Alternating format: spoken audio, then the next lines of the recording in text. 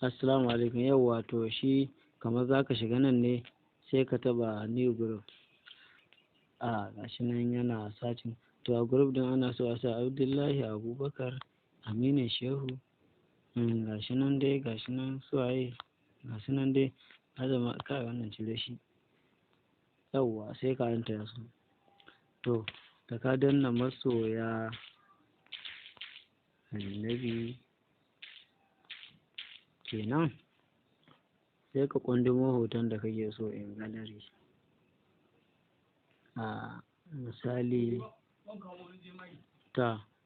Misali mu ɗauki ga wani hoton hatimi nan kawai mu anta shi don.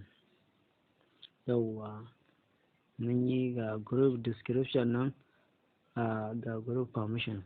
Amma dai yanzu wannan ba su ya kawo ba, kawai bude group ya kawo mu.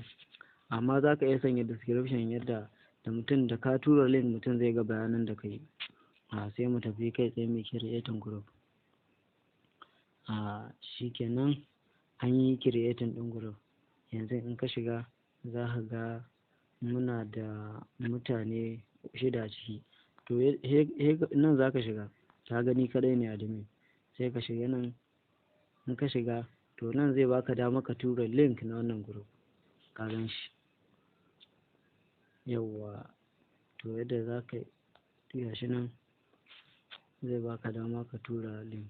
Yawwa misali ina so ga kanan zan tura ma mayin ise sai in danna ka.